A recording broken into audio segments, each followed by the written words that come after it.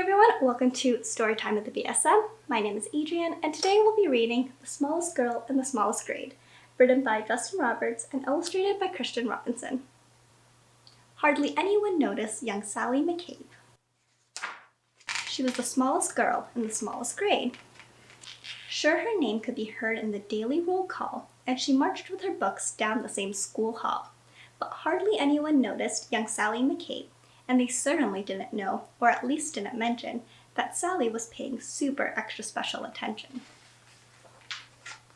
To the abandoned kite with the tangled string, to the 27 keys on the janitor's ring, to the leaves as they turned green to gold in the fall, to the time Tommy Torino was tripped in the hall. She watched as the wildflowers tipped toward the light and heard the howl of a hound dog late one night. She was there with the stray cats who normally fought, conducted a meeting in the church parking lot. She saw Kevin McEwen get pushed off a slide and the oncoming tears that he wanted to hide. And she'll never forget that parent-teacher day when Billy's much larger father suddenly dragged him away. But through all the mean words and all the cold stares, no one even noticed that Sally was there. And they certainly didn't know, or at least didn't mention, that Sally was paying super extra special attention. She'd seen how a whisper could make someone cower like a bulldozer crushing through fields of wildflowers.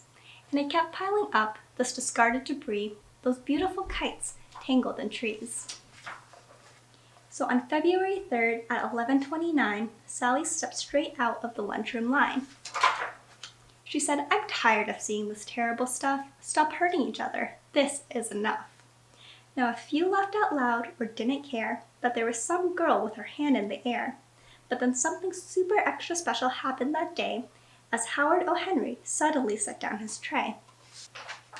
Like waves rolling in one after another, first Molly rose up, then Michael's twin brother. It was Tyrone and Terrence, then Amanda and Paul, who pushed out their chairs and stretched their arms tall. From the friendly lunch lady with the dishes she carted, to that new third-grade teacher who had only recently started.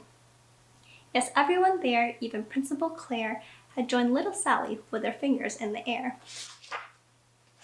And though hound dogs were destined to howl at night, and most stray cat meetings would end up as fights, and kites would continue to get stuck in trees, they all felt, for a moment, like the janitor's keys, fastened together with a heavy steel ring that held all the secrets to unlock everything.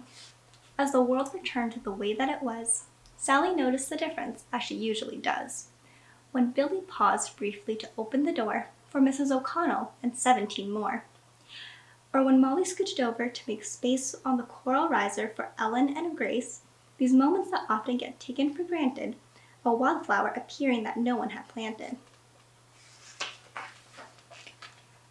The swings soon resumed their rhythm and sway, and day turned to night and night turned to day. People remember and would quite often mention that Sally had been paying super extra special attention, and how the world could transform and a change could be made by the smallest girl in the smallest grade. Thank you so much for tuning into this week's Storytime. Stay tuned to see what we'll be reading next. Bye!